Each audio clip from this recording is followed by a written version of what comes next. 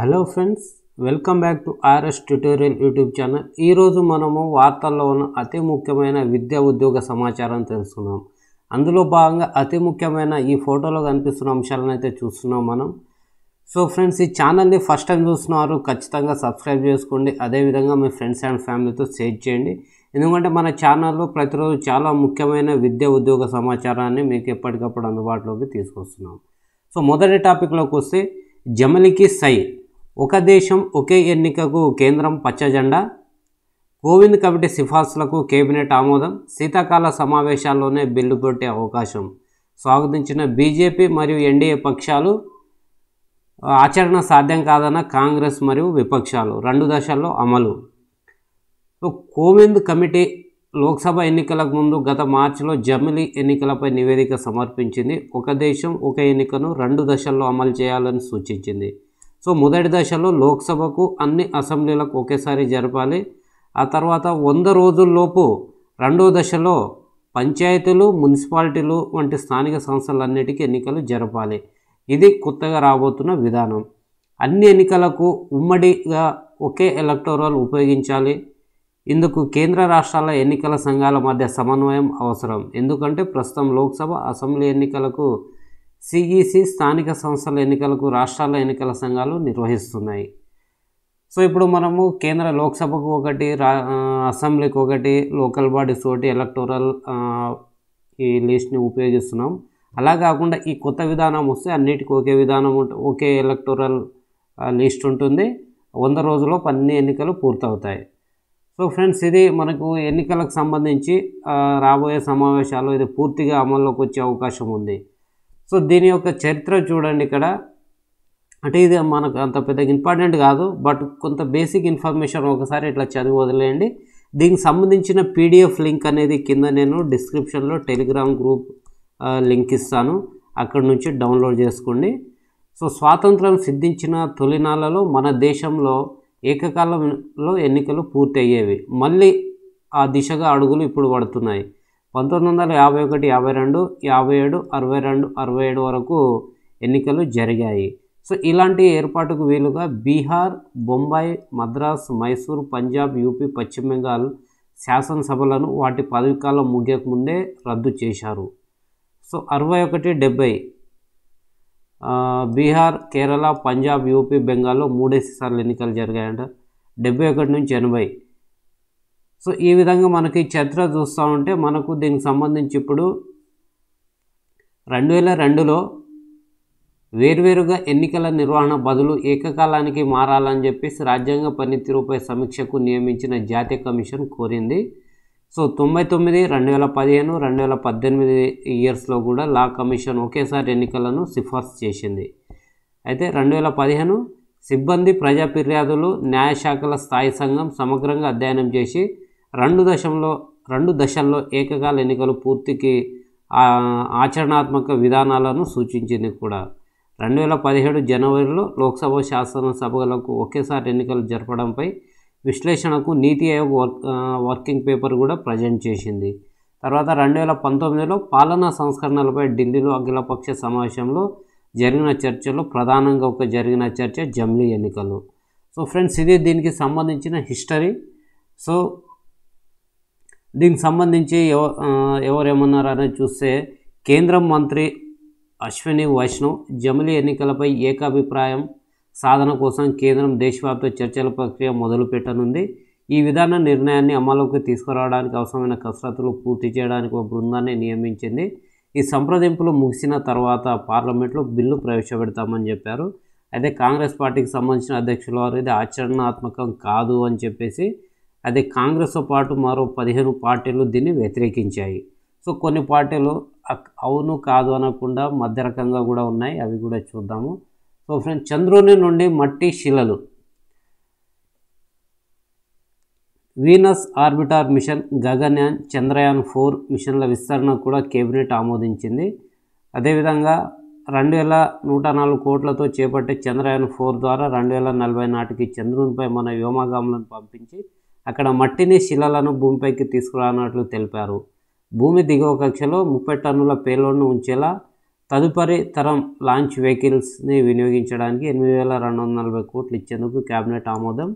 Venus orbiter machine ద్వారా శుక్రగ్రహాన్ని అధ్యయనం చేయనున్నారు. దీని కొరకు 1,236 కోట్లను కేంద్రం కేటాయించింది. సో ఫ్రెండ్స్, ఇవి క్యాబినెట్లో తీసుకున్న నిర్ణయాలు. సో ఇది చర్చ ఏకకాలంలో ఎన్నికల గురించి చర్చ చేయడం. సో ఈ ఎన్నికల గురించి ముందే చెప్పామని చెప్పారు. సో రైతన్నకు మద్దతుగా కూడా కొన్ని నిర్ణయాలను తీసుకున్నారు క్యాబినెట్లో. గిరిజన గ్రామాల అభివృద్ధికి 79,000 కోట్లు ఇవ్వాలని కేబినెట్ నిర్ణయించింది. రైతుల ఆదాయాన్ని పెంచడం ద్వారా పప్పులు, నూనె గింజల సాగును పెంపొందించేందుకు 30,000 కోట్లతో రూపొందించిన పీఎం ఆశా పథకానికి కేంద్రం ఆమోదించింది. సో రబీ సీజన్కు ఫాస్ఫేట్, పొటాషియం ఎరువులపై 24,000 కోట్ల రాయితీ ఇవ్వాలని కూడా నిర్ణయించింది. బయోటెక్నాలజీ రంగంలో పరిశోధన అభివృద్ధి పనులను ఉద్దేశించిన బయోరైడ్ పథకానికి 15వ ఆర్థిక సంఘం కాలంలో 9,000 కోట్లు కేటాయించింది. ఐఐటీలు, ఐఐఎంల తరహాలో animation, visual effect, gaming, comics, extended reality రంగంలో జాతీయ నైపుణ్య కేంద్రాన్ని ముంబైలో ఏర్పాటు చేయడానికి కేబినెట్ ఆమోదం తెలిపింది. ఫిక్కీ, సిఐఐ ఈ విషయంలో ప్రభుత్వంతో భాగస్వామ్యం పంచుకుంటున్నాయి. సో ఫ్రెండ్స్, ఇది కేంద్ర క్యాబినెట్ తీసుకున్న నిర్ణయాలు. అయితే మనకు రాష్ట్ర ఎగ్జామ్స్లో కేంద్ర క్యాబినెట్లో తీసుకున్న ప్రతి నిర్ణయం కాకుండా ప్రజలపై ప్రభావం చూసే అంశాలను, టెక్నాలజీ పరమైన అంశాలను, పర్యావరణపరమైన అంశాలను మాత్రం ప్రాధాన్యత ఇవ్వాలి. అదే తెలంగాణ స్టేట్ సంబంధించిన క్యాబినెట్ నిర్ణయాలు అయితే తీసుకున్న ప్రతి నిర్ణయం పాయింట్ బై పాయింట్ ప్రతిదీ మనకు గుర్తుండాలి. ఎందుకంటే గతంలో దీని మీద మనకు క్వశ్చన్స్ వచ్చాయి. సో మొత్తానికి ఈ ఏకకాల ఎన్నికల కొరకు 32 పార్టీలు అంగీకరించాయి, 15 పార్టీలు వ్యతిరేకించాయి. అయితే కొన్ని పార్టీలు తమ స్పందన తెలపలేదు. చూసుకుంటే అందులో ముఖ్యంగా మన తెలుగు పార్టీలు ఉన్నాయి. తెలుగుదేశం, వైఎస్ఆర్ కాంగ్రెస్, భారతీయ రాష్ట్ర సమితి, ఇలా అనేక మొత్తం పార్టీలు అయితే ఇక్కడ వాటి అభిప్రాయాలను తెలపకుండా అలానే ఉన్నాయి. సో ఈ జమిలీ ఎన్నికలపై నివేదిక సమర్పించిన కోవింద్ కమిటీ 7 దేశాల్లో అధ్యయనం చేసిందని పేర్కొన్నారు. అందులో దక్షిణాఫ్రికా, Sweden, Belgium, Germany, Japan, Indonesia, Philippines లాంటి 7 దేశాల్లో ఉన్న ఈ వ్యవస్థను అధ్యయనం చేసి రిపోర్ట్ సబ్మిట్ చేసింది. సో దక్షిణాఫ్రికాలో జాతీయ అసెంబ్లీకి, ప్రొవిన్షియల్ లెజిస్లేచర్లకు ఒకేసారి ఎన్నికలు జరుగుతాయి. ఆ తర్వాత స్థానిక సంస్థలకు 5 ఏళ్ల కాలానికి ఎన్నికలు నిర్వహిస్తారు. స్వీడన్లో నైష్పత్తిక ప్రాతినిధ్య ఎన్నికలను నిర్వహిస్తారు.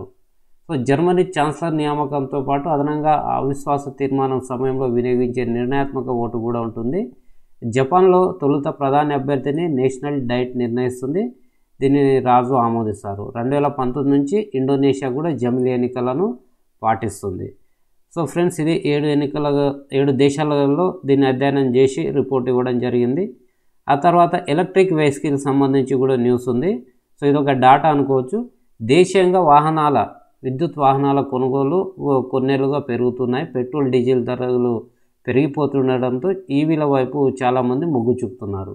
సో పర్యావరణ పరిరక్షణ కోణంలోనూ పలువురు వాటిని కొనుగోలు చేస్తున్నారని ఫార్చ్యూన్ బిజినెస్ ఇన్సైట్ అంచనా ప్రకారం 2020లో ఇండియాలో 26,000 కోట్లుగా ఉన్న ఈవీలు 2029 నాటికి 9.5 లక్షల కోట్లకు చేరనుంది. సో ఏ సంవత్సరంలో వీటి పెరుగుదల ఏ విధంగా ఉందనేది చూద్దాము. 2018లో 13 లక్షలు, అలా 19లో 16.6 లక్షలు, 2022లో 1 కోటి, 2023లో 1,52,1.52 crores వీటి యొక్క విలువ మార్కెట్లో నమోదవుతూ ఉంది. సో ఫ్రెండ్స్, ఇది జమిలీ ఎన్నికలకు సంబంధించి ఇంకా ఒక చిన్న అంశం. అంటే ఇది వార్తల్లో ఉంటూనే ఉంటుంది ఇక ఒక నెల వరకు. కాబట్టి దీనికి సంబంధించి అయితే జమిలీ ఎన్నికలు ఏంటి, దానివల్ల ఉపయోగాలు ఏంటి, నష్టాలు ఏంటి, అసలు రాజ్యాంగ సవరణ ఏమైనా చేయాలా, రాష్ట్రాల ఆమోదం ఏమైనా అవసరం ఉంటుందా అని అన్ని అంశాలను బేస్ చేసుకొని మనం ప్రత్యేకంగా ఒక వీడియో చేసుకున్నాం. సో ఫ్రెండ్స్, ఇక్కడ ఈ న్యూస్ ఆర్టికల్ వరకు మనం చూసుకుంటే 6 రాజ్యాంగ సవరణలు చేయాలి, సగం రాష్ట్రాల ఆమోదం కావాలని చెప్పేసి ఇక్కడ చెప్పారు. సో వీటిని కూడా చూద్దాం. రాజ్యాంగ సవరణలను పార్లమెంట్ 2/3 మెజార్టీతో ఆమోదించాలి. సో ప్రస్తుతం లోక్సభలో భాజపా ఆ మార్కు దాటాలంటే సొంత బలగంతో పాటు అదనంగా ఎంపీల మద్దతు కూడగట్టాల్సి ఉంటుంది.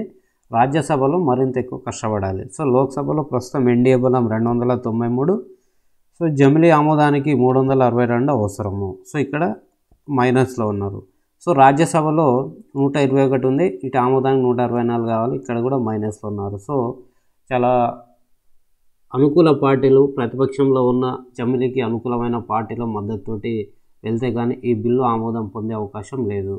సో దీని నేపథ్యంలో భారతీయ జనతా పార్టీ తన అస్త్రశస్త్రాలన్నిటికీ అప్పటికే సిద్ధం చేసుకుంది. సో ఈ నేపథ్యంలో 2029లో మహిళా రిజర్వేషన్ల అమలు, జమిలీ ఎన్నికలు, సో లోక్సభ సీట్ల పెంపు కూడా అప్పుడే ఉంది.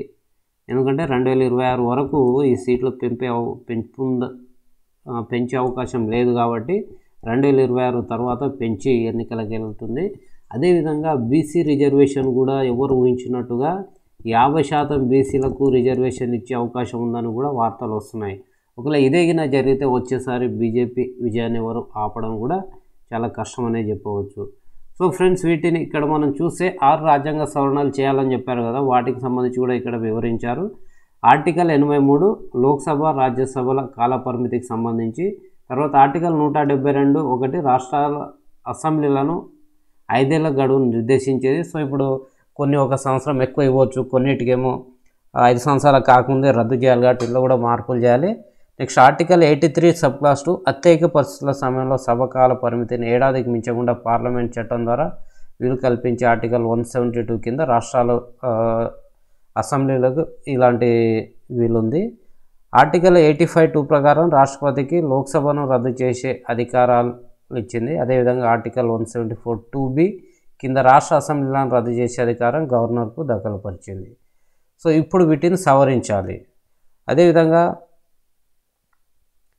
ఆర్టికల్ 356 రాష్ట్రాల్లో రాష్ట్రపతి పాలనకు వీలు కల్పిస్తుంది. ఆర్టికల్ 324 ఎన్నికల కమిషన్ యొక్క అధికారాలకు సంబంధించిన అంశం. సో వీటికి సంబంధించి మార్పులు అయితే చేయవలసి ఉంటుంది. ఈ మార్పులు చేయాలంటే రాజ్యాంగ సవరణ అవసరం.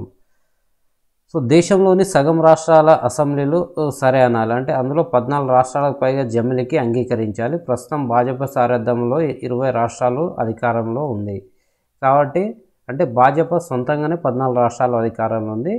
సో ఓవరాల్గా తన మిత్రపక్షాలతో కలిపి 20 రాష్ట్రాల్లో అధికారంలో ఉంది కాబట్టి దీన్ని చేరుకోవడం కష్టం కాదు. కాబట్టి లోక్సభ రాజ్యసభలో బలం అనేది చాలా ముఖ్యం. సో ఫ్రెండ్స్, ఇక్కడ ఇంకో చాలా కీలకమైన వార్త.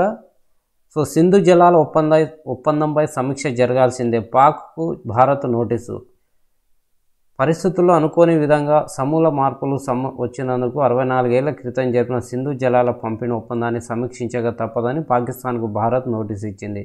ఒప్పందంలోని ఆర్టికల్ 12 సబ్ క్లాస్ 3 కింద ఆగస్టు 30న పాక్కు నోటీసులు అందజేసినట్టు బుధవారం నాడు ప్రభుత్వం తెలిపింది. 9 ఏళ్ల సంప్రదింపుల తర్వాత 1960 సెప్టెంబర్ 19న కుదిరిన సింధు జలాల ఒప్పందంలో ప్రపంచ బ్యాంక్ కూడా భాగస్వామిగా ఉంది. 2 దేశాలు ప్రవహించే సింధు ఉపనదుల జలాల పంపకానికి ఈ ఒప్పందం నిబంధనలు నిర్దేశించింది.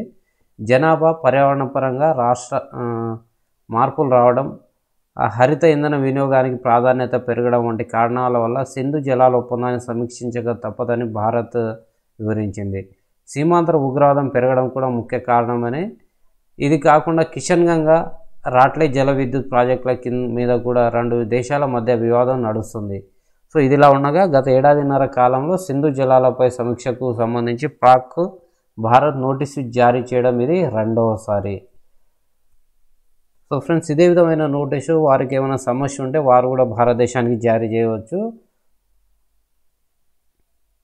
2050 నర్సింగ్ పోస్టులకు నోటిఫికేషను. సో 28వ తేదీ నుంచి ఆన్లైన్లో దరఖాస్తులు చేసుకోవచ్చు. వచ్చే నెల 14వ తారీఖు సాయంత్రం వరకు ముగింపు.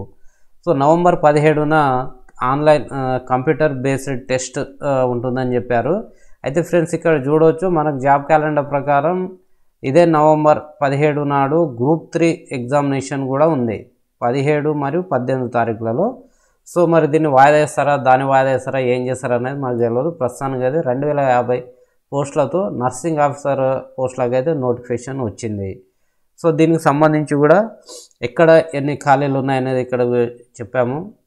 ప్రజా ఆరోగ్య విభాగం, వైద్య విభాగంలో 1578, తెలంగాణ వైద్య విధాన పరిషత్ 332, ఆయుష్లో 61, ఐపీఎంలో 1, క్యాన్సర్ ఆసుపత్రిలో 80. సో ఫ్రెండ్స్, ఇది మనకు మొత్తం 2050 పోస్టులకు సంబంధించి. సో 18వ తారీఖు నుంచి 14వ తారీఖు వరకు దీనికి ఆన్లైన్లో అప్లై చేసుకోవచ్చు. లేదా రాష్ట్ర ప్రభుత్వ ఆసుపత్రులు సంస్థల్లో కాంట్రాక్ట్ అవుట్సోర్సింగ్ ఉద్యోగిత అనుభవం ఉన్న అభ్యర్థులు తమ అనుభవ ధృవీకరణ పత్రాలు పొందాలని సూచించారు. సో పే స్కేల్ వచ్చేసి 36,750 నుంచి స్టార్ట్ అవుతుంది. స్టార్టింగ్ వెళ్ళిన వారికి బహుళ ఐచ్ఛిక విధానంలో రాత పరీక్ష ఆధారంగా భర్తీ చేస్తారు. గరిష్టంగా 80 మార్కులు ఉంటాయి.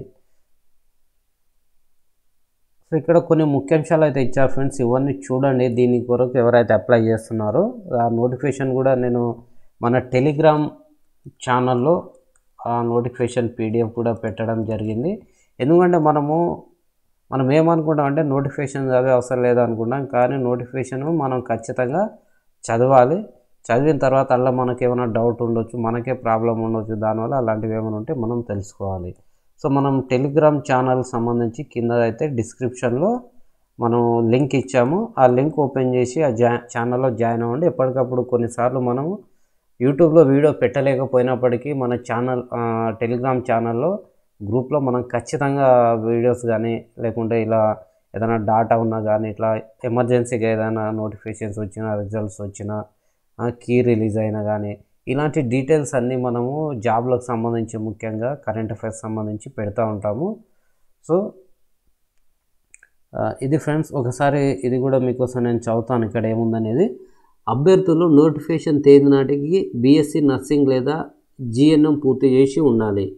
సో నోటిఫికేషన్ నిన్నటికి పూర్తి చేసి ఉండాలి. ఎవరైనా అభ్యర్థి ఈ అర్హతలకు సమానమైన ఇతర అర్హతలను కలిగి ఉంటే ఆ విషయాన్ని బోర్డు ఏర్పాటు చేసిన నిపుణుల కమిటీకి రిఫర్ చేస్తాం. ఆ కమిటీ నివేదిక ఆధారంగా బోర్డు నిర్ణయం తీసుకుంటుంది. దరఖాస్తుదారులకు కనీసం 80 ఏళ్ళు, గరిష్టంగా 46 ఏళ్ళ వయోపరిమితి ఉంటుంది. సో జూలై 1, 2024 ఆధారంగా ఈ వయోపరిమితి లెక్కిస్తారు. సో వివిధ వర్గాలకు సంబంధించి ప్రభుత్వం నిర్ణయించిన వయోపరిమితి సడలింపులు వర్తిస్తాయి. ఆన్లైన్లో సమర్పించిన దరఖాస్తులో మార్పులు చేయడానికి వచ్చే నెల 16వ తేదీ నుంచి 17వ తేదీ వరకు అవకాశం కల్పిస్తారు ఎడిట్ ఆప్షన్. సో మనకు 14వ తేదీ వరకు అప్లై చేసుకోవచ్చు మనం. సో అప్లికేషన్ డేట్ అనేది ముగిసిపోతుంది. ఆ తర్వాత 16వ తారీఖు నుంచి 17వ తారీఖు, సో ఈ 24 అవర్స్ మనకు అవకాశం ఇస్తారు. ఏంటంటే అప్లై చేసుకున్న తర్వాత అందులో ఏమైనా తప్పులు ఉన్నా కానీ మనం ఎడిట్ చేసుకోవడానికి అవకాశం ఇస్తారు. ఆ తర్వాత నవంబర్ 17వ తారీఖు నాడు ఆన్లైన్ టెస్ట్ ఉంటుంది. సో దీనికి సంబంధించి మనం ఇంతకుముందే చెప్పుకున్నట్టు గ్రూప్ 3 ఎగ్జామ్ కూడా ఉంది కాబట్టి సో ఏం నిర్ణయం తీసుకుంటారు అనేది చూడాలి. సో హైదరాబాద్, నల్గొండ, కోదాడ, ఖమ్మం, కొత్తగూడెం, సత్తుపల్లి, కరీంనగర్, మహబూబ్ నగర్, సంగారెడ్డి, ఆదిలాబాద్, నిజామాబాద్, వరంగల్, నర్సాపేట్ పరీక్ష కేంద్రాలు ఉంటాయి. అభ్యర్థులు తమ ప్రాధాన్యం ప్రకారం సెంటర్లను ఎంపిక చేసుకోవాలి. సో ఇవన్నీ మనకు నోటిఫికేషన్లో ఉంటాయి. పుడమి, నిప్పుల కొలమి ఏ ప్రాంతము సురక్షితంగా లేదు. జూన్ 22 అత్యంత వేడి రోజు. జూన్, ఆగస్టుపై క్లైమేట్ సెంట్రల్ నివేదిక. సో ఇది క్లైమేట్ సంబంధించి కాబట్టి ఇది ఖచ్చితంగా చాలా ఇంపార్టెంట్ ఫ్రెండ్స్. ఇలాంటి పర్యావరణానికి సంబంధించి భూమి మీద ఏ ప్రాంతము సురక్షితంగా లేదంటూ వాతావరణ మార్పులపై అధ్యయనం చేస్తున్న క్లైమేట్ సెంట్రల్ అనే సంస్థ వెల్లడించింది. ఈ ఏడాది జూన్ నుంచి ఆగస్టు కాలానికి సంబంధించిన నివేదికను విడుదల చేసింది. భూగోళంపై ఈ ఏడాది జూన్ 22 అనేది అత్యంత వేడి రోజుగా నమోదైనట్లు వెల్లడించింది. ఏది జూన్ 22. భారత్లో 1970 తర్వాత ఈ ఏడాది జూన్, ఆగస్టు కాలంలో రెండవ అత్యంత వేడి రోజుగా ఈ జూన్ 22 నిలిచింది. సో క్లైమేట్ సెంట్రల్ అనే ఒక సంస్థ ఈ రిపోర్ట్ని అయితే రిలీజ్ చేసింది.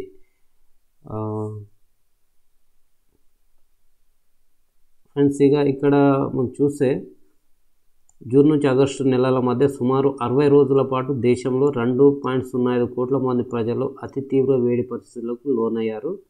జనాభాలో 3వ వంతు అంటే దాదాపు 42 కోట్ల మంది కనీసం 7 రోజుల పాటు అత్యంత తీవ్రమైన ముప్పు కలిగిన టెంపరేచర్ల వలన ప్రభావానికి గురయ్యారు అని చెప్పేసి ఈ రిపోర్ట్ చెప్తుంది. ఆర్థిక రాజధాని ముంబైలో 54 రోజుల పాటు వాతావరణ మార్పు పరిస్థితులు కనిపించాయి. కాన్పూర్, ఢిల్లీలో దీర్ఘకాలికంగా టెంపరేచర్స్ 39 డిగ్రీలకు మించి నమోదు కావడం మానవ ఆరోగ్యానికి అతి ముప్పుగా మారుతుంది. తిరువనంతపురం, వాసాయి విరార్ మహారాష్ట్రలో, కవరత్తి, పోర్ట్ బ్లేర్లలో దాదాపు 70 రోజుల పాటు వాతావరణ మార్పులతో పెరిగిన టెంపరేచర్స్ ప్రభావానికి లోనయ్యారు. దేశంలో వడదెబ్బలతో మరణాలు కూడా నమోదయ్యాయి. ఢిల్లీలో జూన్లో 88 ఏళ్లలో అత్యధిక వర్షపాతం నమోదైంది. ముంబైలో కేవలం 6 గంటల్లోనే 30 సెంటీమీటర్ల వర్షం కురిసింది. కేరళలో తీవ్ర వర్షాలు, ఆకస్మిక వరదలతో 365 మంది చనిపోగా గ్రామాలు కూడా ధ్వంసమయ్యాయి. మానవ తప్పిదాల ఫలితంగా వాతావరణ మార్పులలో ఈ ఉపద్రవాలు సంభవించినట్లుగా శాస్త్రవేత్తలు వెల్లడిస్తున్నారు. సో ఫ్రెండ్స్, ఈ స్టేట్మెంట్స్ అనేవి మనకు current affair point of view ఎగ్జామ్లో వచ్చే అవకాశం ఉంటుంది. కాబట్టి వీటిని మనం ఒకసారి ఇట్లా విని లేకుంటే ఆ న్యూస్లో వచ్చిన ఆర్టికల్ని చదివే ప్రయత్నం చేయాలి. మనం ఏదైతే ఇప్పుడు చదువుతామో అవి మాత్రమే ఎగ్జామ్ చివరిలో రివిజన్ చేయాలి. మనం అప్పటిదాకా టచ్ చేయని అంశాలను రివిజన్లో చూసే ప్రయత్నం చేయకూడదు. గత ఏడాదిని మించి 2023 సంవత్సరంలో అత్యంత వేడిమి సంవత్సరంగా నమోదైంది. పారిశ్రామికీకరణ ముందుతో పోలిస్తే సాధారణ ఉష్ణోగ్రతలు 1.5 డిగ్రీల మేర పెరిగాయి. 2023కు మించి 2024 అత్యంత వేడి సంవత్సరంగా నమోదు కానుంది.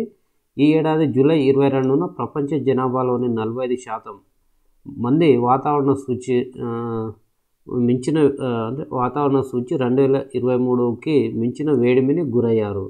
72 దేశాలు 1970 తర్వాత అత్యధిక టెంపరేచర్లకు లోనయ్యాయి. ఆగస్టు 13న ఏకంగా 400 కోట్ల మంది అత్యంత వేడిని ఎదుర్కొన్నారు. సో ఆగస్టు 13న 400 కోట్ల మంది ఈ అధిక టెంపరేచర్ని ఎదుర్కొన్నారు. సో జూన్ నుంచి ఆగస్టు మధ్య 3 నెలల కాలంలో ప్రపంచంలో 200 కోట్లకు మంది ప్రజలు 30 రోజుల పాటు ఆరోగ్య ముప్పును కలిగించే టెంపరేచర్లకు ప్రభావితమయ్యారు. కరేబియన్ దీవుల్లో ప్రజలంతా ముప్పు బారిన పడ్డారు. కరేబియన్ దీవుల్లో ప్రజలంతా అంటే అందరూ ఈ టెంపరేచర్ బారిన పడడం జరిగింది. సో ఫ్రెండ్స్, ఇది అంతా ప్రపంచవ్యాప్తంగా భారతదేశం వ్యాప్తంగా ఉన్న అంశము. సో మన తెలంగాణ రాష్ట్రంలో మనం చూస్తే గత 55 సంవత్సరాలలో ఈ సీజన్లోనే అత్యధికంగా 21 వేడి రోజులు నమోదయ్యాయి. సో మనకు అంటే సాధారణ ఉష్ణోగ్రతలు 0.07 డిగ్రీల మేర పెరిగాయి. 3 నెలల కాలంలో 18 రోజులు వాతావరణ సూచి 3 స్థాయి ఏకంగా 11 రోజుల స్థాయి 5 కన్నా ఎక్కువ వేడిమిని ప్రజలు ఎదుర్కొన్నారు. సో ఫ్రెండ్స్, ఇక్కడ మనం ఒకటి చూద్దాం. మనం ఎట్లా అనాలిసిస్ చేసుకోవాలంటే, ఇప్పుడు జూన్ 22 అనేది అత్యధిక వేడిమి రోజు 1970ల తర్వాత. అయితే మనకు ఆర్థిక రాజధాని అయిన ముంబై మాత్రం 54 రోజుల పాటు ఈ పరిస్థితిని ఎదుర్కొన్నది. అదేవిధంగా కవరత్తి, తిరువనంతపురం, పోర్ట్ బ్లేర్ ఇలాంటి ప్రాంతాల్లో 70 రోజుల పాటు ప్రజలు ఈ ప్రభావానికి లోనయ్యారు. సో 54, 70 తర్వాత ఢిల్లీలో, అది ఇక్కడ వర్షం గురించి ఇచ్చారు. ఢిల్లీలో జూన్లో 82 సంవత్సరాల తర్వాత అత్యధిక వర్షపాతం నమోదైందంటే అది కేవలం 6 గంటల్లో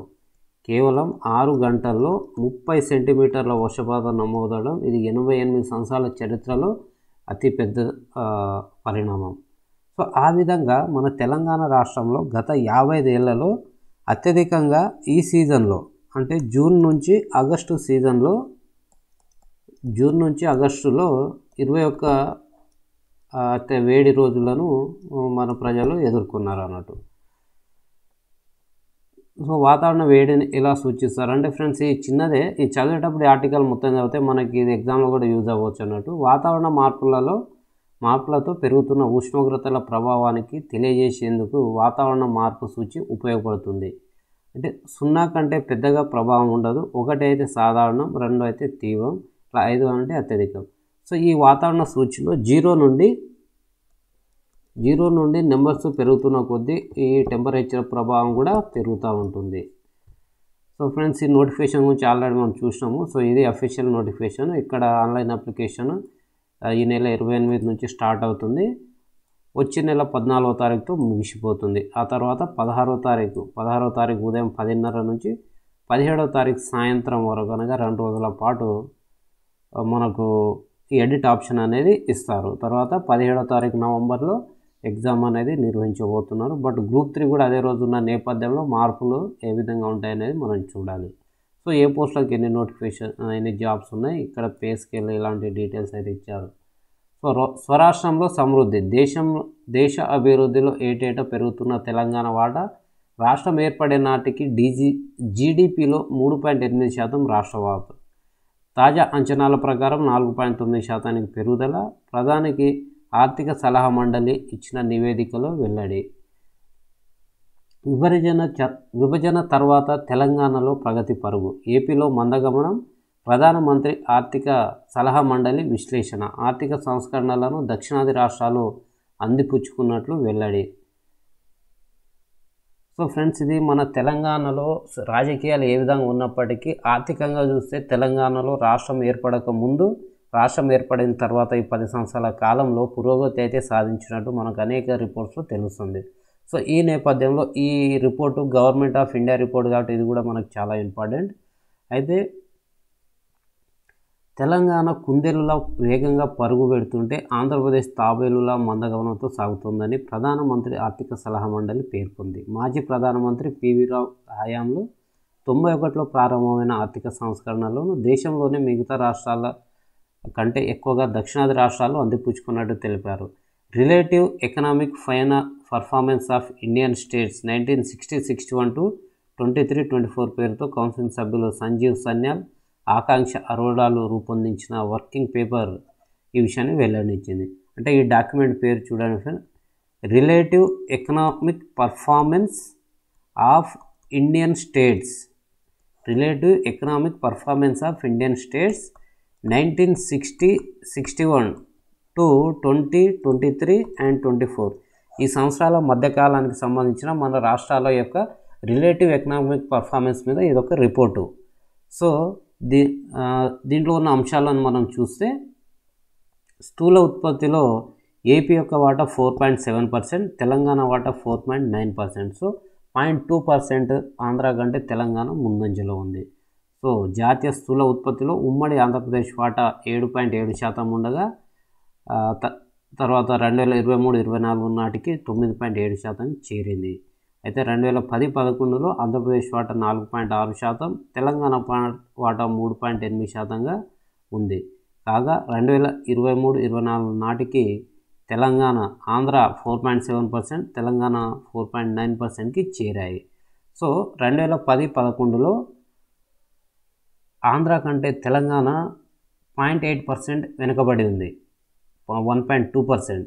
కానీ 2023-24 నాటికి అంటే 12 సంవత్సరాల తర్వాత చూస్తే ఆంధ్రాను మించి తెలంగాణ అనేది 0.2% అధికంగా తన స్థూల ఉత్పత్తిని నమోదు చేసింది.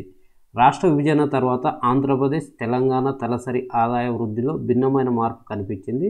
జాతీయ సగటుతో పోలిస్తే తెలంగాణ తలసరి ఆదాయం 193.6% అధికంగా ఉంది. సో ఆంధ్రప్రదేశ్ తలసరి ఆదాయం 131% అధికంగా ఉంది జాతీయ సగటుతో పోల్చినప్పుడు. సో 90-91లో దక్షిణాది రాష్ట్రాలన్నిటి తలసరి ఆదాయం కూడా బాగా ఏ విధంగా ఉందనేది కంపేర్ చేశారు. అంటే ఫ్రెండ్స్, ఇక్కడ ఏంటంటే మనము మన స్టేట్ మీద ఫోకస్డ్గా మనకు పాజిటివ్ అంశాలు ఉన్నాయి కాబట్టి మనం వీటి మీద ఫోకస్ చేయాలి. ఇంకొకటి ఏంటంటే ఇది గవర్నమెంట్ ఆఫ్ ఇండియా రిలీజ్ చేసిన రిపోర్టు. మధ్యతర పరిశ్రమలతోనే ఉద్యోగ అవకాశాలు మెరుగుపడతాయి. రైతు కుటుంబాల్లో అందరూ వ్యవసాయం మీద ఆధారపడవద్దు, కొందరు ఇతర రంగాల్లో రాణించాలి. సో ఎంఎస్ఎంఈ పాలసీ ఆవిష్కరణ కార్యక్రమంలో సీఎం రేవంత్ రెడ్డి గారు 10 కొత్త పారిశ్రామిక పార్కులు, తెలంగాణ నుంచి ఎగుమతులను ప్రోత్సహించి పెద్ద ఎత్తున ఉపాధి కల్పన లక్ష్యంగా micro, small and medium enterprises నూతన విధానాన్ని రాష్ట్ర ప్రభుత్వం రూపొందించింది. కొత్తగా ఈ పరిశ్రమలను స్థాపించే వారికి భారీగా ప్రోత్సాహకాలు ఇస్తామని ప్రకటించింది. రాయితీపై భూమి కేటాయించడమే కాకుండా స్టాంపు డ్యూటీ రాయితీ కూడా ఇస్తామని, గ్రేటర్ హైదరాబాద్ చుట్టూ ఉన్న బాహ్య వలయ రహదారి, ప్రాంతీయ వలయ రహదారి మధ్య కొత్తగా 10 పారిశ్రామిక పార్కులను ఏర్పాటు చేస్తాం. ఇందులో 5 పార్కులను ఎంఎస్ఎంఈలకు ప్రత్యేకంగా కేటాయించి అభివృద్ధి చేస్తామన్నారు. సో 10 పార్కుల్లో 5 ఎంఎస్ఎంఈలకు కేటాయిస్తారు. మహిళలకు 1, వినూత్న అంకుర సంస్థలకు మరొకటి. ఈ పార్కులో గిడ్డంగుల నిర్మాణానికి ప్రభుత్వం భూమిని రాయితీపై ఇస్తుంది. రిజిస్ట్రేషన్ స్టాంప్ డ్యూటీని పూర్తిగా రాయితీగా సర్కారే భరిస్తుంది. SC/ST వర్గాలకు భూమి విలువలో గరిష్టంగా 50 లక్షల వరకు రాయితీ. స్థలాలకు 30 ఏళ్ల లీజుకు ఇచ్చేందుకు 6 నెలల్లో ఒక పథకాన్ని రూపొందిస్తుంది. కొత్త పార్కుల్లో 15% ప్లాట్లను SC/ST పారిశ్రామికవేత్తలకు, 5% మహిళలకు రిజర్వ్ చేస్తారు. ప్రభుత్వ ప్రైవేట్ భాగస్వామ్యం కింద క్లస్టర్ ఆధారిత పరీక్ష కేంద్రాలను ఏర్పాటు. రాబోయే 5 ఏళ్లలో 25,000 ఎంఎస్ఎంఈలు, 4 లక్షల 4,000 కోట్ల సాయం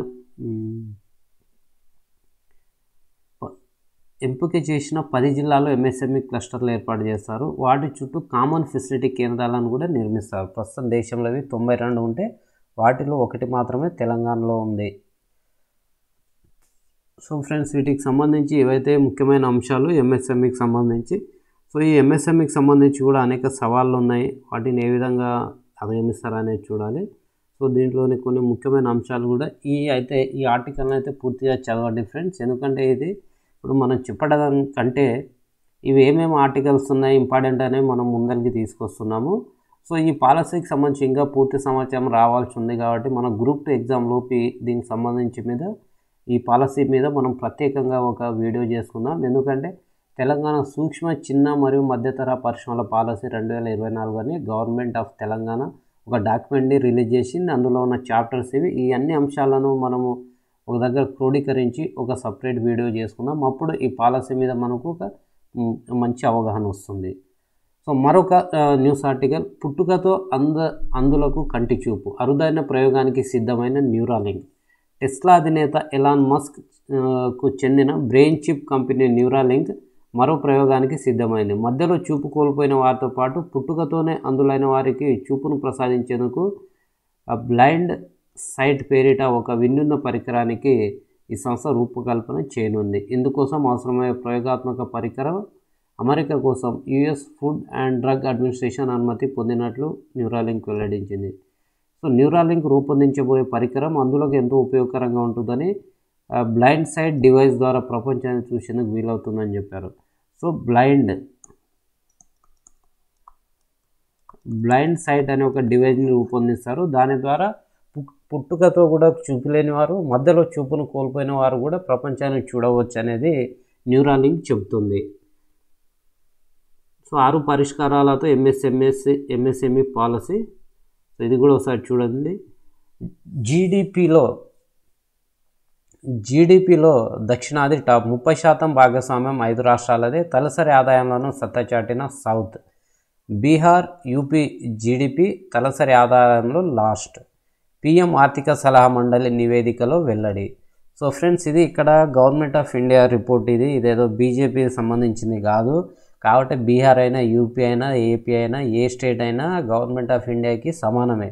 సో పార్టీలకు వేరు ఉండొచ్చు, బట్ గవర్నమెంట్ విషయానికి వచ్చినప్పుడు అందరినీ ఉన్నదాన్ని ఉన్నట్టే చెప్తారు ఎవరైనా కానీ. సో అది మనం గమనించాలి. సో ఇక్కడ చూసుకుంటే ఫ్రెండ్స్, ఇక్కడ ధనిక రాష్ట్రాలు తలసరి ఆదాయం జాతీయ ఉత్పత్తి సగటుతో పోలిస్తే, సో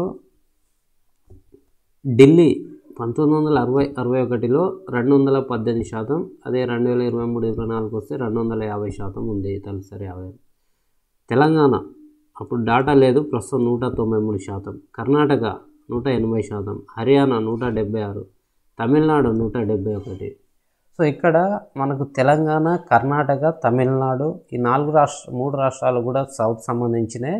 ఆ తర్వాత కూడా మనకు ఏపీ ఇవన్నీ ఉన్నాయి, కేరళ. తర్వాత పేద రాష్ట్రాల విషయానికి వస్తే ఇది కూడా 60-61 నుంచి 23-24 డాటాను కంపేర్ చేశారు. బీహార్ 70% ఉంటే ఇప్పుడు 32కు తగ్గింది. జార్ఖండ్ అప్పుడు ఉన్న దానికంటే 57% వచ్చింది. యూపీ 82 నుంచి 50%కి తగ్గింది. మణిపూర్ కొంచెం పెరుగుదల నమోదైంది. అస్సాం తగ్గింది. సో ఇది కూడా మనకి ఇదిగో లిస్టు. ధనిక రాష్ట్రాల్లో ఢిల్లీ, తెలంగాణ, కర్ణాటక, హర్యానా, తమిళనాడు. అదే పేద రాష్ట్రాల విషయంలోకి వస్తే టాప్లో ఉన్నది బీహార్, జార్ఖండ్, యూపీ, మణిపూర్, అస్సాం. అంటే వీటిని అయితే మనం గుర్తుపెట్టుకోవాలి exam point of view. Friends, అదేవిధంగా ఇది గ్రూప్ 1 సాఫీగా జరిగేనా అంటే తెలంగాణ రాష్ట్రంలో గ్రూప్ 1 మీద అనేక సందేహాలు ఉన్నాయి, అనేక అంశాలు కోర్టులో నానుతున్నాయి. కాబట్టి దీని మీద అన్నీ క్లియర్ అయినాకనే గ్రూప్ 1 మెయిన్స్ పెట్టాలని నేను కూడా కోరుకుంటున్నా. ఎందుకంటే ఒకసారి ఎగ్జామ్ పెట్టిన తర్వాత అది క్యాన్సిల్ అయిపోయి మళ్ళీ పెట్టాలంటే ఆ విధానం అనేది చాలా వర్ణనాతీతం. కాబట్టి అసలు ఇందులో ఏం జరుగుతుందనే విషయాన్ని ఇక్కడ ఇచ్చారు, ఒకసారి చూద్దాం. వెంటాడుతున్న కోర్టు కేసులు ఒకవేళ రద్దు లేదా వాయిదా పడితే ఎలా, స్పష్టత వచ్చాకే పరీక్షలు నిర్వహించాలి. ప్రభుత్వం టీజీపీఎస్సీకి అభ్యర్థుల విజ్ఞప్తి. గ్రూప్ 1 మెయిన్ పరీక్షల నిర్వహణను కోర్టు కేసులు వెంటాడుతున్నాయి. అసలు ఈ పరీక్ష షెడ్యూల్ ప్రకారం జరుగుతాయా లేదో అనే ఆందోళన నెలకొంది. గ్రూప్ 1 మెయిన్స్ పరీక్షలను షెడ్యూల్ ప్రకారం అక్టోబర్ 21 నుంచి 27 వరకు నిర్వహించాల్సింది. అయితే వివిధ కారణాలతో పలువురు అభ్యర్థులు ఇప్పటికే హైకోర్టు ఎక్కారు. దాదాపు 14 పిటిషన్లు దాఖలైనట్లు తెలిసింది. ఇందులో కొన్ని విచారణకు రాగా మరికొన్ని త్వరలో విచారణకు రానున్నాయి. టీజీపీఎస్సీ మాత్రం పరీక్షల నిర్వహణకు సమాయత్తమవుతుంది. ఒకవైపు కోర్టులో కేసులు విచారణ దశలో ఉండగా టీజీపీఎస్సీ అధికారులు పరీక్షలను ఎలా నిర్వహిస్తారని పలువురు అభ్యర్థులు ప్రశ్నిస్తున్నారు. ఆ కేసులను కొలిక్కి వచ్చాక పరీక్షలు నిర్వహించాలని, లేకుంటే తాము నష్టపోతామని అభ్యర్థులు ఆవేదన చెందుతూ ఉన్నారు. సో 14 కేసులు. ఈ కేసులో ప్రధానంగా ఎస్టీ రిజర్వేషన్ని సవాల్ చేస్తూ ఫైనల్ కీ పైన అభ్యంతరాలు, ట్రాన్స్జెండర్ రిజర్వేషన్ల అమలు, పీహెచ్ రిజర్వేషన్లు, ఈడబ్ల్యూఎస్ రిజర్వేషన్ల సవాల్, జీవో నెంబర్ 27 పైన, స్పోర్ట్స్ కోటా పైన మరిన్ని అంశాలపైన పిటిషన్లు దాఖలయ్యాయి. సో ఇక్కడ మనకు ఎస్టీ రిజర్వేషన్ ప్రిలిమ్స్ ఫైనల్కి, transgender, handicapped quota, EWS quota. Friends, ఇక్కడ ఈడబ్ల్యూఎస్ గురించి మనం మాట్లాడుకోవాలి. అసలు ఈ చట్టం యొక్క ఉద్దేశం ఏంటంటే ఓవరాల్గా 100% ఉన్నప్పుడు మొత్తం అందులో 50% ఓపెన్ కోటా, రిమైనింగ్ 50% రిజర్వ్డ్ కదా. అయితే ఈడబ్ల్యూఎస్ వారికి ఈ ఓపెన్ కోటాలో మాత్రమే 10% ఇవ్వాలి. అంటే ఓపెన్ కోటాలో 10% అన్నప్పుడు ఆ 50లో 5 సీట్లు మాత్రమే. కానీ ఇక్కడ ప్రభుత్వాలను ఏం చేస్తున్నాయంటే ఈ కోటాలో ఇవ్వకుండా నేరుగా ఈ 100%లోనే 10% ఇస్తున్నాయి. ఈ 100%లో 10% ఇవ్వడం అంటే అంత 10 పోస్టులు. అసలు వీళ్ళు ఉన్నది 3% లేరు ఈడబ్ల్యూఎస్ జనాభా, వీళ్ళకి ఇచ్చింది 10. సో ఈ ఓపెన్ కోటాలో ఇస్తే 5% అన్నప్పుడు 2 అదనంగా వస్తుంది. అలా కాకుండా వీళ్ళు ఏం చేస్తున్నారంటే 100లో నుంచి 10% వేయడం ద్వారా 10 పోస్టులు వస్తున్నాయి. సో వీరు ఉన్నది 3, వీళ్ళకి వచ్చేది 7. మరి వీరంతా ఏం చేస్తారంటే ఎస్సీ, ఎస్టీ, మళ్ళీ బీసీ రిజర్వేషన్లను వ్యతిరేకిస్తారు అన్నట్టు వీళ్ళు. కాబట్టి ఫ్రెండ్స్ ఏంటంటే మనం మాత్రం చాలా స్పృహతో ఉండాలి రిజర్వేషన్ అంశంలో అని చెప్పేసి ఇదొక వ్యక్తిగత భావన. అయితే ఇక్కడ చూద్దాము దీనికి సంబంధించి అసలు ఏంటి, ఇంకా డీటెయిల్స్ అయితే ఇచ్చారు. మరొక కేసుకు సంబంధించి ప్రభుత్వం ముందస్తుగా 503 గ్రూప్ 1 పోస్టులకి నోటిఫికేషన్ జారీ చేసి తర్వాత మరో 60 పోస్టులను కలిపి దరఖాస్తు తీసుకున్నది. వీటికి కొత్తగా వేలలో అభ్యర్థులు దరఖాస్తు చేసుకున్నారు. అయితే వీరు పెరిగిన 60 పోస్టులకే పోటీగా ఉంటారని, 503 పోస్టులకు ఎలా పోటీ అవుతారని అభ్యర్థులు ప్రశ్నిస్తున్నారు. ఇది చాలా అన్యాయమని కోర్టు మెట్లెక్కారు. ఇక స్పోర్ట్స్ కోటా కింద 200 మంది వరకు అభ్యర్థులు దరఖాస్తులు పరిశీలించిన టీజీపీఎస్సీ అందులో ఇద్దరిని ఎలా ఎంపిక చేస్తారని ప్రశ్నిస్తున్నారు. దీనిపై కూడా కొందరు అభ్యర్థులు కోర్టును ఆశ్రయించారు. ఎస్టీ రిజర్వేషన్లు 6 నుంచి 10% పెంచుతూ 2022లో జారీ చేసిన జీవో నెంబర్ 33ను సవాల్ చేస్తూ కొందరు హైకోర్టులో పిటిషన్ దాఖలు చేశారు. ఇలా వివిధ కారణాలతో కోర్టు కేసులు గ్రూప్ 1 పరీక్షను వెంటాడుతున్నాయి. సో వీటికి సంబంధించి ఏంటంటే గవర్నమెంట్ తరపు నుంచి లాయర్ అటెండ్ అవ్వట్లేదంట.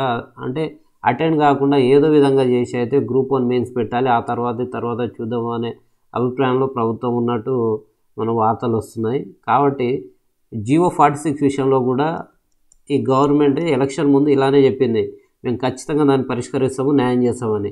ఇట్లనే ఏం చేసినంటే వీరు మొత్తం అటు కోర్టుకు హాజరు కాకుండా ఉండి చివరికి వదిలేశారు. ఏమైంది, జీవో 46 ఇంప్లిమెంటేషన్లో ఉంది. కాబట్టి గ్రూప్ 1 విషయంలో అట్లా జరగొద్దని కోరుకుందాం. సూరవరం ప్రతాపరెడ్డి పేరు తెలుగు విశ్వవిద్యాలయానికి.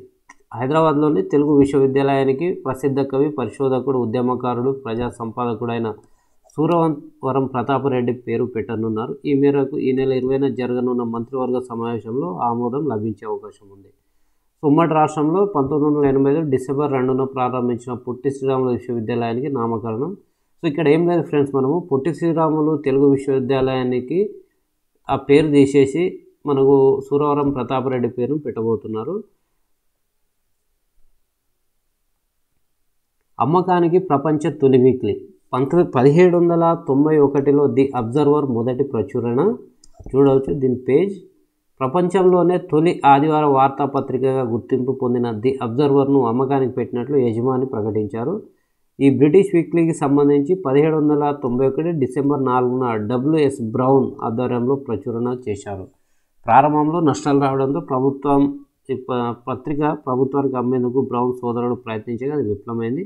అయితే ఈ వీక్లీని బ్రిటిష్ ప్రభుత్వం సబ్సిడీ ఇవ్వడానికి అంగీకరించింది. తదనంతరం నిలదొక్కున్న ఈ పత్రికను 1993లో జిఎన్జి లిమిటెడ్ సంస్థ కొనుగోలు చేసింది. అప్పటి నుంచి దాదాపు 30 ఏళ్ల పాటు నడిపారు. ప్రస్తుతం పలు మీడియా సంస్థలు కొనుగోలుకు ఆసక్తి చూపిస్తున్నట్లుగా సమాచారం. దీనిని అబ్జర్వర్ని డిఎస్పీగా నిఖిత్ జరీన్ నియామక పత్రం అందించిన డీజీపీ. బాక్సింగ్లో 2 సార్లు ప్రపంచ ఛాంపియన్ అయిన నిజామాబాద్ జిల్లాకు చెందిన నిఖిత్ జరీన్, నిజామాబాద్ జిల్లా, ఈమెకు డిఎస్పీగా ఉద్యోగాన్ని అయితే ఇచ్చారు. అపాయింట్మెంట్ ఆర్డర్స్ నిన్న అందించడం జరిగింది. సో అక్రమార్కుల సమాచారం ఇస్తే 10,000 నజరానా. సో ఈ నెంబర్కు కాల్ చేసి సో ఆక్రమణలు చేసేవారు, అవినీతికి పాల్పడే వారి సమాచారం అనేది మనము ఈ విజిలెన్స్ విభాగానికి ఇస్తే 10,000 నజరానా ఇస్తారంట. సో అంత ధైర్యము, అంత సమాచారం ఉన్నవారు ఖచ్చితంగా ఇవి ఇచ్చి లబ్ధి పొందవచ్చు. అదేవిధంగా అదే సందర్భంలో సమాజాన్ని మనం బాగు చేసే పని కూడా చేయవచ్చు. సో జాతీయ ఎస్సీ కమిషన్ సంబంధించి కూడా ఇన్ఫర్మేషన్ ఇచ్చారు. ఇది మొత్తం చదవండి ఫ్రెండ్స్, ఎందుకంటే దీని మీద ఆల్రెడీ మనం చదివి ఉంటాము. ఇక్కడ ఏం చేశారంటే మొత్తం పూర్తి ఇన్ఫర్మేషన్ ఒకటే పేజ్లో ఇవ్వడం ద్వారా మనకు రివిజన్ లాగా ఉంటుంది. తెలియని ఏమైనా 2 పాయింట్లు ఉన్నాయి ఇక్కడ దొరికే అవకాశం ఉంటుంది. బీసీ విదేశీ విద్యకు దరఖాస్తు ఆహ్వానం. మహాత్మా జ్యోతిబా పూలే విదేశీ విద్యా పథకం కింద ఫాల్ సీజన్కు అర్హులైన బీసీ, ఈబీసీ అభ్యర్థుల కోసం అక్టోబర్ 15లోగా ఈ పాస్ వెబ్సైట్ ద్వారా దరఖాస్తు చేసుకోవాలని బీసీ సంక్షేమ శాఖ కమిషనర్ తెలిపారు. జర్మనీలో అప్రెంటిస్ అండ్ ఉద్యోగాలు. జర్మనీలో logistic, technical, hospitality, food technology రంగాల్లో అబ్జిల్డంగ్ ప్రోగ్రామ్స్కు ఇంటర్వ్యూలు నిర్వహిస్తున్నట్టు టాంకామ్ సిఇఓ తెలిపారు. సో ఇది కూడా దీనికి సంబంధించి ఎవరైనా ఉంటే ఇది కూడా ప్రయత్నం చేయండి ఫ్రెండ్స్. అదేవిధంగా మనకు తెలంగాణకు సంబంధించిన ఇంపార్టెంట్ కరెంట్ అఫైర్స్. తెలుగు వర్సిటీకి సూరవరం ప్రతాపరెడ్డి ఇంతకుముందే అనుకున్నాం. అదేవిధంగా మహిళా వర్సిటీకి చాకలి ఐలమ్మ పేరును పెట్టబోతున్నారు. దీనికి సంబంధించిన ఆమోదం రేపు జరిగే క్యాబినెట్ సమావేశాల్లో మనకు ఆమోదం లభించనుంది. ఎన్పిఎస్ వాత్సల్య షురు ప్రారంభించిన కేంద్ర మంత్రి నిర్మలా సీతారామన్. పిల్లల కోసం పెన్షన్ ఖాతాను తల్లిదండ్రులు తెరవవచ్చు. సో ఫ్రెండ్స్, దీని మీద కూడా మన కరెంట్ అఫైర్లో అనేక అంశాలు వస్తుంటాయి. అప్పుడు మనం వీక్లీ కరెంట్ అఫైర్స్లో ఈ వీక్ చివరిలో చేస్తాం కదా, మనము ప్రతి ఆదివారం రాత్రి 8 గంటలకు వీక్లీ కరెంట్ అఫైర్స్ వీడియో ఖచ్చితంగా తీసుకోవస్తున్నాము. ప్రత్యేక ప్లేలిస్ట్ పెట్టి అంటే అక్కడికి ఈ వారంలో వచ్చిన ప్రతి అనేకమైన అంశాలను చాలా విశ్లేషణాత్మక అక్కడ అందిస్తాము. అదేవిధంగా వీక్లీ ఎంసీక్యూస్ని కూడా తీసుకొచ్చే ప్రయత్నం చేస్తున్నాను. కాబట్టి మన ఛానల్ని ఫస్ట్ టైం చూస్తున్నారైతే ఖచ్చితంగా సబ్స్క్రైబ్ చేసుకోండి ఫ్రెండ్స్. అదేవిధంగా మీకు ఏమైనా డౌట్స్ ఉంటే ప్రిపరేషన్ సంబంధించి కామెంట్ సెక్షన్లో ఖచ్చితంగా తెలపండి. వాటికి నేను నాకు తెలియని సమాచారం అనగానే తెలుసుకొని మీకోసం చాలా ఈజీగా అర్థమయ్యేలాగా వివరించే ప్రయత్నం చేస్తాను. సో తేజస్ తొలి మహిళా fighter పైలట్గా Mohana Singh. So friends, మహిళా అంశంలో నేవీ విభాగానికి వస్తే మనకు కొందరు వార్తల్లో ఉన్నారు. మనం చూసుకుంటే భారత వైమానిక దళంలోని 3 మహిళా పైలట్లు స్క్వాడ్రన్ లీడర్, అంటే 3లో ఒకరు స్క్వాడ్రన్ లీడర్ మోహనా సింగ్, మిగతా 2లో ఒకరు స్క్వాడ్రన్ లీడర్ భావనా కాంత్, ఫస్ట్ సెకండ్ పర్సన్, తర్వాత మరొక స్క్వాడ్రన్ లీడర్ అవని చతుర్వేది. వీళ్ళందరి గురించి మనం గతంలో వార్తల్లో చూసిన వారే. ఇప్పుడు 3వ వ్యక్తి మోహనా సింగ్ చేరారు. సో మొత్తానికి 3 అయ్యారు. సో ఇటీవల వరకు ఈమె సుకోయ్ Su-30 MKI ఫైటర్ జెట్స్ నడిపారు. తర్వాత ఆమె గుజరాత్ సెక్టార్లోని నలియా ఎయిర్బేస్లో మోహరించిన LCA స్క్వాడ్రన్కు బదిలీ అయ్యారు. సో ఫ్రెండ్స్, ఈమె మనకు మోహనా సింగ్ ఏంటంటే తేలికపాటి యుద్ధ విమానమైన తేజస్ ఫైటర్ జెట్ స్క్వాడ్రన్ నిర్వహించే ఎలైట్ 18 ఫ్లయింగ్ బుల్లెట్స్ స్క్వాడ్రన్లో తొలి మహిళా పైలట్గా రికార్డులకు ఎక్కారు. సో దీని పేరేంటి? ఫ్లయింగ్ బుల్లెట్స్, ఎలైట్ 18 ఫ్లయింగ్ బుల్లెట్స్లో స్క్వాడ్రన్ లీడర్గా ఎంపిక అయ్యారు. సో ఫ్రెండ్స్, ఈరోజు మనకు వార్తల్లో ఉన్న మరొక ఇంపార్టెంట్ అంశం, కోవిడ్-19 ఎంత ప్రభావం చూపింది సమాజం మీద, ప్రభుత్వం మీద, ప్రతి వ్యక్తి పైననే అందరికీ తెలిసిందే. ఈ నేపథ్యంలో న్యూ కోవిడ్ XEC వేరియంట్ 27 దేశాలను వణికిస్తుంది. సో దీనికి సంబంధించిన వార్త. సో మరి మనం కనీస జాగ్రత్తలు తీసుకోవాల్సిన సమయం ఆసన్నమైంది. సో కొత్త రకం కరోనా వైరస్ XEC వేగంగా ప్రపంచ దేశాలకు వ్యాప్తి చెందింది. అత్యంత ప్రమాదకరమైన XEC కోవిడ్ వేరియంట్ పట్ల అలర్ట్గా ఉండాలని, ముందస్తు నివారణ చర్యలు తీసుకోవాలని సైంటిస్టులు వార్నింగ్ ఇస్తున్నారు. తొలుత జర్మనీలో కనుగొన్న ఈ వేరియంట్ బ్రిటన్, అమెరికా, డెన్మార్క్తో పాటు ఇతర యూరోప్ దేశాల్లో వేగంగా విస్తరిస్తుంది. ఇప్పటికి 27 దేశాలకు వ్యాప్తి చెందిందని తెలిపారు. సో ఈ వేరియంట్ సంబంధించిన 500 శాంపుళ్లను సేకరించి టెస్ట్ చేశారు. ఒమిక్రాన్ వేరియంట్ను సబ్ లీనియేజ్గా ఒక కొత్త వేరియంట్తో సహా ఈ తరహా మ్యూటేషన్లు ఉన్నట్లు గుర్తించారు. గతంలో ప్రబలిన ఒమిక్రాన్ సబ్ వేరియంట్లు KN11, KP3.3 తరహాలో XEC వైరల్ వ్యాపిస్తుందని సైంటిస్టులు తెలిపారు. సో ఫ్రెండ్స్, దీన్ని సైంటిస్టులు కానీ డాక్టర్స్ అరికట్టే అవకాశం ఉంది. కానీ ఏదేమైనా పరిస్థితులు విషమించితే మాత్రం మనం ఏం చేయలేము. మళ్ళీ లాక్డౌన్లో అలాంటివి వస్తాయి కాబట్టి ముందస్తుగా మనం మాత్రం కనీసం జాగ్రత్తలు తీసుకోవాలి. సో ఫ్రెండ్స్, అంటే మనకు ఎగ్జామ్లో ఏ విధంగా ఉంటుందంటే ఈ మధ్య కాలంలో వార్తల్లో కనిపించిన పదం XEC వేరియంట్ దేనికి సంబంధించింది అని సింపుల్ క్వశ్చన్ అడుగుతారు. మనం ఆడ కోవిడ్ ఇవ్వకుండా ఓన్లీ XEC వేరియంట్ అని ఇస్తారు. అప్పుడు మన కింద ఇచ్చే ఆప్షన్స్ నుంచి గుర్తించగలగాలి. లేకుంటే ఫ్యూచర్లో ఇంకో వారంలో 10 రోజుల్లో దీనికి సంబంధించి ఇంకేదైనా ప్రత్యేకత వస్తే అంశాన్ని అడగవచ్చు. అటు ఇది పబ్లిక్ హెల్త్కి సంబంధించింది కాబట్టి ఇది చాలా ఇంపార్టెంట్. ఫ్రెండ్స్, అంతర్జాతీయ ఇన్నోవేటివ్ సైన్స్ సర్జరీ టెక్నాలజీ వార్షిక చదువు. సో సైన్స్ సర్జరీ టెక్నాలజీకి సంబంధించిన ఇయర్లీ ఈ సదస్సు అనేది జరుగుతుంది. సో 450కు పైగా సైన్స్ సర్జరీ నిపుణులు ఒక చేటకి చేరి ఈ రంగంలో అన్వేషితమైన అభివృద్ధులను పరిశీలించనున్నారు.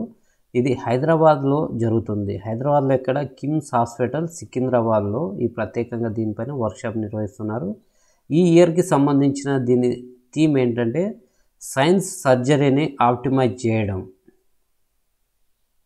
సో సైన్స్ సర్జరీని ఆప్టిమైజ్ చేయడం అనేది ఈ ఇయర్ యొక్క మన ఈ సైన్స్ సర్జరీ టెక్నాలజీ వార్షిక సదస్సు యొక్క థీమ్. సో ఫ్రెండ్స్, ఇవి ఫ్రెండ్స్ ఈరోజు మనకు వార్తల్లో ఉన్న అతి ముఖ్యమైన అంశాలు. సో ఫ్రెండ్స్, అదేవిధంగా మనము ప్రతి వారము ఆదివారము సాయంత్రం వీక్లీ PIB అనేది తీసుకొస్తాము. వీక్లీ PIBకి సంబంధించి ఒక 6 నుంచి 10 అంశాలు ఉంటాయి. తర్వాత వీక్లీ కరెంట్ అఫైర్స్ తీసుకొస్తాం. ఇందులో 30 నుంచి 50 వరకు అంశాలు ఉండే అవకాశం ఉంది. అవసరమైతే దీన్ని పార్ట్ 1, పార్ట్ 2గా డివైడ్ చేస్తాము. ఆ తర్వాత వీక్లీ MCQ కూడా తీసుకొస్తాము. ఇవి 20 నుంచి 30 వరకు ఉండే అవకాశం ఉంటుంది. సో ఇవన్నీ ఏంటంటే మనకు ఆల్రెడీ డైలీ అందరూ చాలామంది అందిస్తున్నారు. అదేవిధంగా అవి మీరు ఫాలో అవ్వండి. అయితే నేనేం చేస్తాను అంటే చాలా రిమోట్లో ఉన్న అంశాలు, UPSC సంబంధించిన వెబ్సైట్స్లో కావచ్చు, అనేక ప్లాట్ఫామ్లో ఉన్న చాలా ముఖ్యమైన అంశాలను నేను వెతికి ఒక దగ్గర చేర్చి తెలుగులోకి మనందరి కోసం తీసుకురాబోతున్నాను. సో ఫ్రెండ్స్, ఇలాంటి సమాచారం మీకు ఎప్పటికప్పుడు అందించాలంటే ఖచ్చితంగా ఈ ఛానల్ని అయితే సబ్స్క్రైబ్ చేసుకోండి. అదేవిధంగా ఈ వీడియోని లైక్ చేసి మీ ఫ్రెండ్స్తో కూడా షేర్ చేయండి. So thank you very much. జై హింద్.